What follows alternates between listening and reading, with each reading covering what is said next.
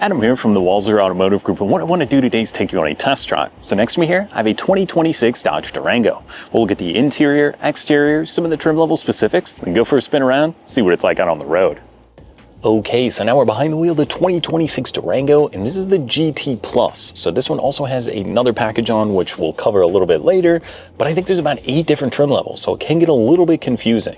But the biggest change for 2026 is now that Durango is only going to be the Hemi V8. So we have a 5.7 liter and then the 6.4 liter as well. So I think Dodge did say there was a couple V6s that snuck through. I think they were taking orders until about August, but for the most part, the V6 will be gone. Now it is just going to be the V8 option for the 2026 model year. Now there's a lot of really cool features, technology, and equipment. So we'll touch on some of the stuff you can get with the Durango, and we'll look kind of why I think the GT Plus is sort of the sweet spot for this vehicle. But for now, let's put it in drive, go for a spin around. So before we get too far, like I said, powering these Dodge Durangos, this particular one has a 5.7 liter Hemi V8, and that's going to be paired with the 8-speed automatic transmission. Now it's a great transmission. I've been driving around this morning. It is so smooth out on the road, and it's actually quite a bit of fun. I think you kind of get some of that Dodge mentality when you get behind the wheel. You just want to make a little bit of noise and put your foot down, maybe a little bit more than you're supposed to. But it's kind of what the point of these vehicles are. They're just fun, and you can bring the family with you. So now it is important to note, in the Durango, you can have seating for up to 7. So you can do 2 in that third row, 3 for the bench in the back, and then obviously the 2 up front here. So if you got the family, you can bring them with. There's lots of storage space in here, and you know, they make it pretty easy if you're not hauling people to haul a lot of stuff with you. You can simply pull the handle, knock the seats down in that third row. Makes it pretty convenient. Just pull it on the little handle to get them back up. And the second row also kind of flips down and then folds forwards. So if you got the kiddos, they're trying to crawl into that third row, makes it pretty simple, not overcomplicated. There's no power things you're waiting for. Simply just pull and you're off and running. Now let's start with the exterior of the Durango, because this one does have the black top package as well. So there's a few different trim level options and packages you can add into the Durango. I like the black top option. It's going to give you those black 20-inch wheels, or it's kind of a really dark charcoal color. As well, it's going to give you the black badging around the vehicle. It just adds a little bit more to that kind of muscular appeal and look to the Durango. Now that's what's pretty sweet about these trucks. You see one coming down the road, you see those kind of LED daytime running lights, and it's got a pretty mean look to it. This one also, with that different hood, actually vents through to the engine. It's not fake hood vents. These are real Dodge vents. That's going to let that Hemi breathe a little bit better.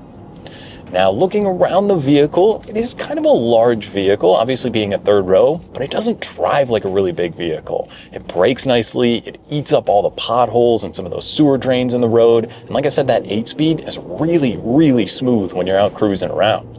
Now, fuel economy wise, isn't the best, and that shouldn't be expected with a 5.7 liter V8. But you know, I drove the GMC Acadia yesterday, and even with the 4-cylinder turbo, fuel economy wasn't that much difference.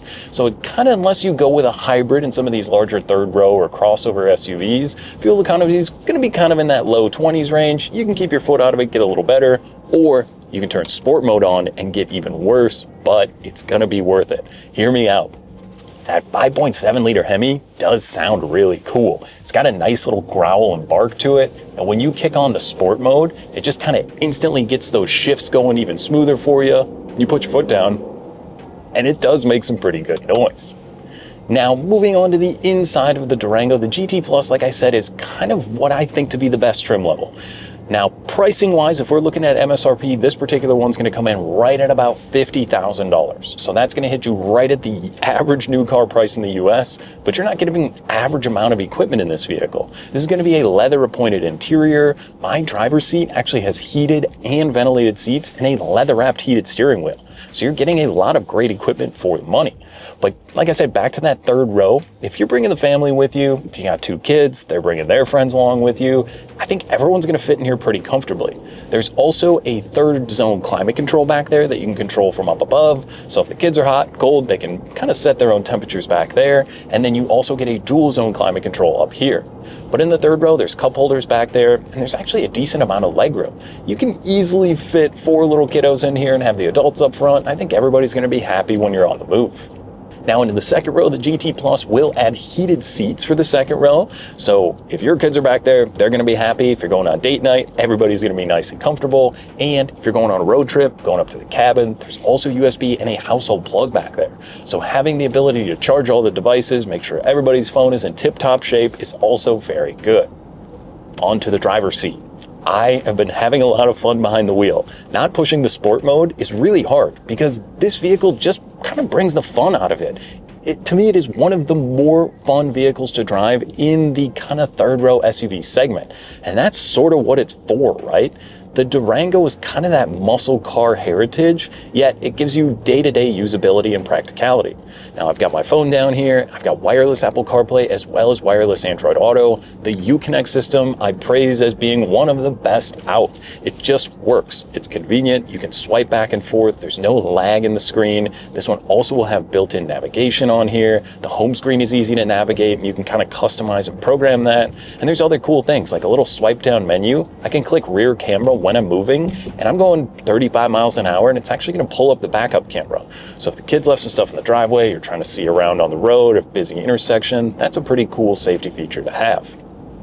Now, speaking of safety, there's a ton built into this vehicle.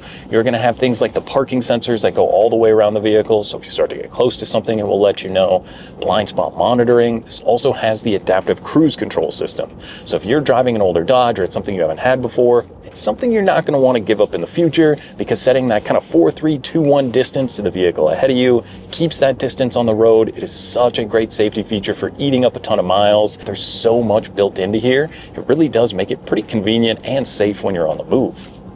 Now on our steering wheel here, that's where you're going to control that adaptive cruise. There's also voice controls in here, so you can click it, ask it to do anything from changing the climate to making text messages. And again, you can use Siri if you've got the Apple CarPlay hooked up, which is really cool.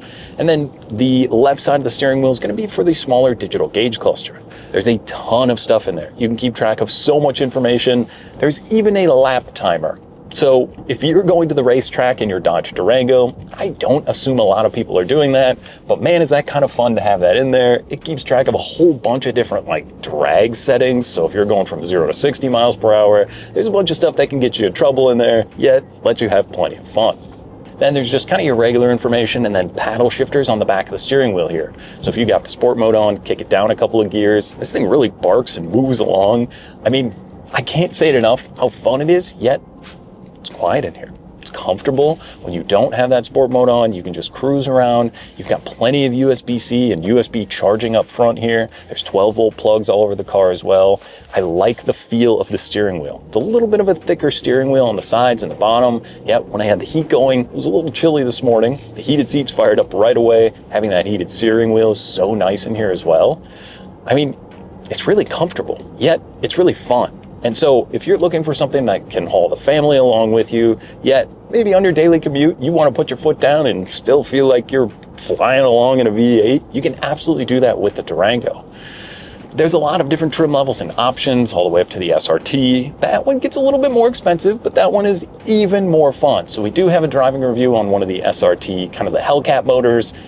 It's such a cool vehicle. I mean, Dodge said they were kind of, ending some of these vehicles and then they brought them back. And now with the Hemi V8 coming back, I think it really suits this vehicle nicely from a point of kind of putting your foot down and letting that V8 breathe to, you can use this day to day to cruise around or going up to the cabin, going up to the lake. This can tow a lot as well. Now the Durango can tow up to 8,700 pounds. So if you've got the boat, you're bringing it up to the lake for the weekend or the enclosed trailer, it can definitely get that done for you. There's even roof rack rails up above, so if you want to put the boats or the mountain bikes up there, I mean, there's a lot of usability, comfort, safety, and technology in here. And like I said, at the $50,000 price point, this is kind of a mid-tier trim level. So they'll start around the lower to mid-40s. That's not including any discounts or manufacturer rebates that might be going on right now. That's just the MSRP. Not to mention this also gets a remote start on the key fob. The radio in here was awesome as well. For just being kind of one of the mid-tier trim levels, like I said, the Uconnect system's great, but it sounds really good in here as well. I like it. I could easily daily drive one of these. There's just enough tech, safety, and equipment in here that if you're spending 99% of your time going back and forth to work, going to the gym, this vehicle can easily do that and be fun and convenient while you've got all your great safety and technology features in here as well. So I think if you're cross-shopping Honda, Toyota, Chevy, GMC, I think the Durango is maybe one if you didn't consider it. You want to add it to your list to come out, take for a spin, and see what you think. Now that was just a quick look and drive at the 2026 Dodge Durango. Now if you have any other questions or you'd like to schedule a test drive, you can visit us online at walser.com or stop by anytime. We'd be more than happy to help. Thanks again for watching.